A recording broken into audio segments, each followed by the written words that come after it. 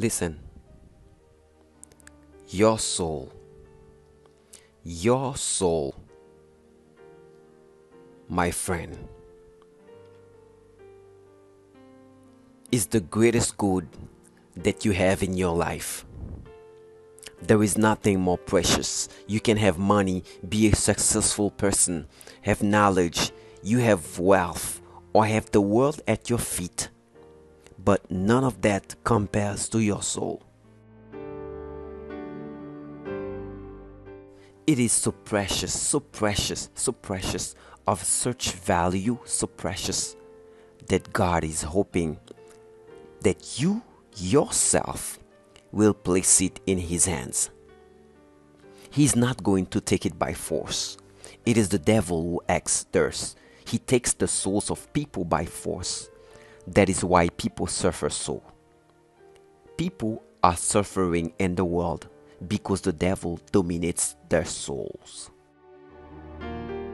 What about your soul? What about your soul? Where will it go if you die? When it comes off your body? Answer to yourself. The soul has no color, has no sex, has no size, has no age. It is a soul.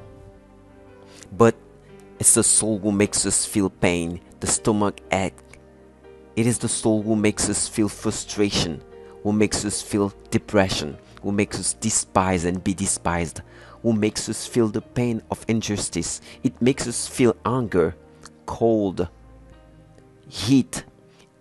It is the soul who makes us feel everything we feel. When it takes off from our body, the body may be perfect, but will no longer feel anything because the soul will no longer be there. What are you doing with your soul? Jesus wants your soul. When you surrender your soul to the Lord Jesus, He gives you the kingdom of heaven.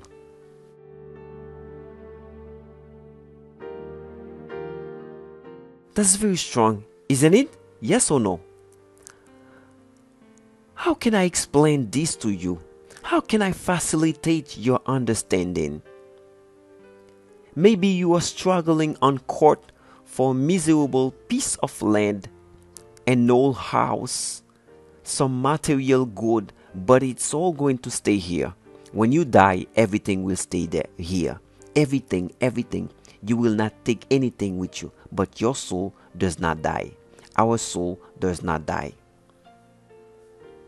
The greatest wealth that I have is the salvation of my soul. And because of this invaluable value it gives, I would like to see you receive the same blessing that God has given me. I don't want you to have less, if not at least the same that God has given me, so that you realize that God does not reign in a small piece of land.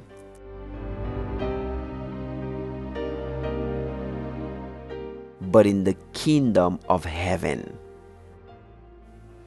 It is for the blessed one of my Father, as the Lord Jesus Himself declared, for the blessed of my Father. On the other hand, only you can decide for your soul. I'm not trying to convince you, my friend. I want you to think. I don't want you to surrender your soul because of the feelings of your heart. If you do so, you will be deceived.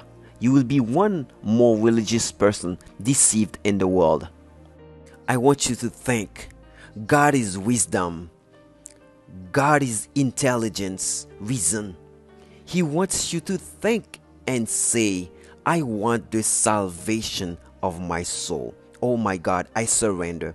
But in a conscious way, not moved by emotion. Think about it now. Jesus wants to give you the kingdom of heaven. But for Him to do so, what must you give in return? What? Your soul. Bow your head and close your eyes, please.